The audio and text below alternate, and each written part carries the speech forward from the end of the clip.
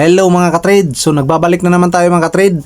Sa video ito mga ka-trade is ipapakita ko lang yung mga ka-trade, yung crypto exchange na ginagamit ko sa pagtitrade ng crypto. Kung baga crypto wallet at crypto exchange, dito na lang ako nagtitrade. Ito rin ang wallet ko. So dati kasi itong nakikita nyo mga ka-trade is ito ang Binance Exchange. Ito yung ginagamit ko pagtitrade ng crypto. Matagal na panahon ito yung ginagamit ko, Binance. At kasi ang Binance kasi nung kung nabalitaan nyo, na-ban kasi ito sa Philippines. Tapos pwede pa tayo maka-open ng apps mga ka-trade, kumbaga sa cellphone. Cellphone lang itong gamit ko mga ka-trade, kaya naka-open ako ng apps.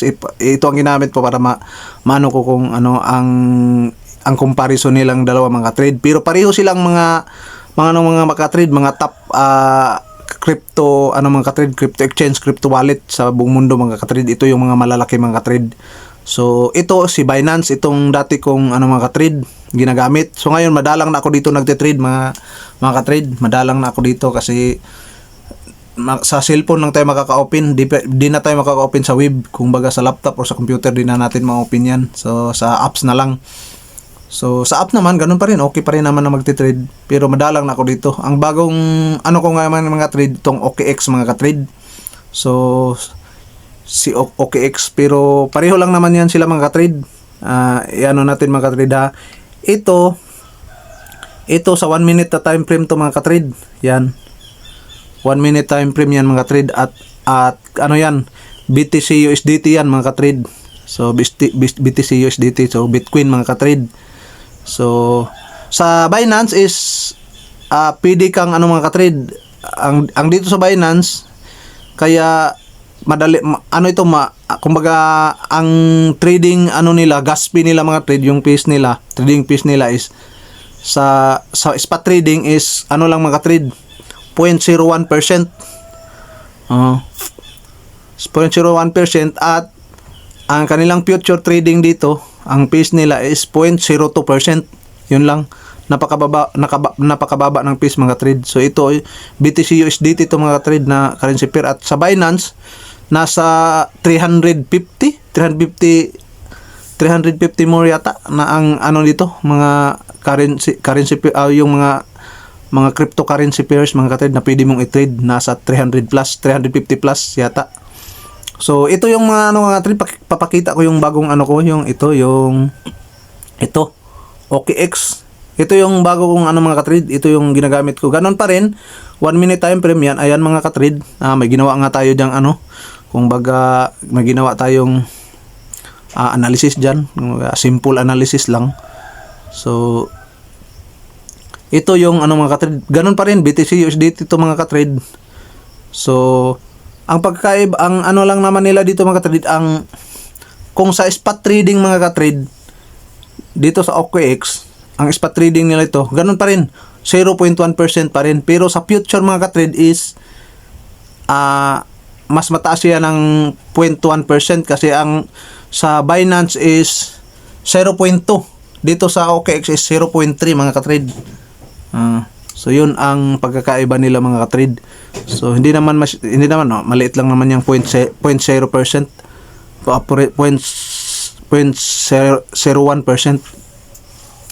So yan mga ka-trade, ito yung OKX. Kung wala pa kayong account nito mga ka-trade, so pwede kayong mag-download, mag-registered. Ilalagay ko yung link sa baba mga ka-trade para kung gusto nyo dito. So ito ang ginagamit ko mga ka-trade sa pagte-trade ng cryptocurrency. So yung mga video natin, yung previous video natin is yun mga ka-trade, binary trading yun mga ka-trade, binary trading. So nagte-trade din tayo ng forex at saka crypto. So pero ako una talaga akong nagte-trade, natutong mag-trade is sa cryptocurrency talaga. Tapos nag-trade tayo ng forex, tapos nag-trade tayo ng binary option. Kasi ang sa binary option mga ka-trade, kung makikita nyo dito mga ka-trade, tingnan natin yung takbo ng nila mga ka-trade, candlestick, kung makita nyo mga ka-trade, parehong-pareho lang talaga yan. Wala yang pagkakaiba. Yan talaga ang sa market. Kung sa ka kasi, sa binary option ka kasi, example, dalawa rin ang ko sa binary option. May packet option ako at may Kotex. So ang doon sa kasi mga ka-trade, kung ang iti-trade mo is OTC, magkaiba sila ng takbo ng market. Pero kung di ka mag-trade ng OTC, yung main talaga na currencies or Bitcoin or sa commodities or sa stock, basta main ang mo, same pa rin ang takbo niyan mga ka-trade. Ang mangyayari sa sa binary option, pag yung main mababa ang mababa niyo ang percentage. Kung baga nasa 70, kung sa pocket option ka nasa 70% lang ang mo, mananalo ka lang ng 70%, so 30% ang kinukuha ng broker. Whereas kung OTC ang gamit mo, yung OTC nasa 92%. Yung tinitrade natin last, mga OTC yun mga ka-trade. Kaya ingat tayo sa pagtitrade ng OTC. Kasi, yan, kumbaga, ang ibig sabihin ng OTC is over the counter yung mga ka-trade. So, wali sila lang ang gumagawa ng price. Hindi talaga sa buong takbo ng market.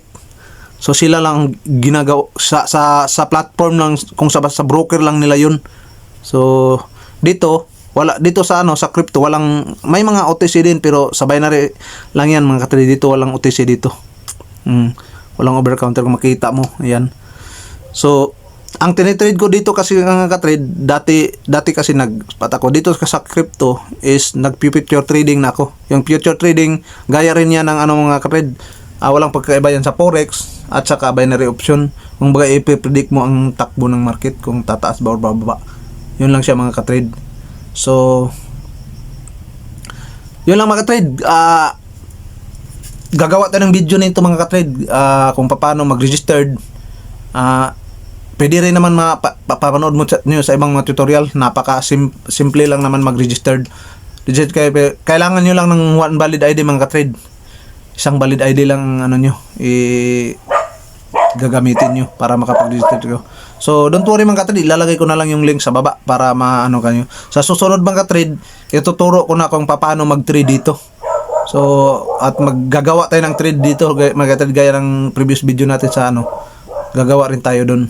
So, di pa tayo nakapag-upload ng next video yun sa pocket option mga ka-trade kasi medyo na busy tayo. Tapos dito di lang kasi yun ang trade natin, nagtitrade tayo ng forex at saka cryptocurrency.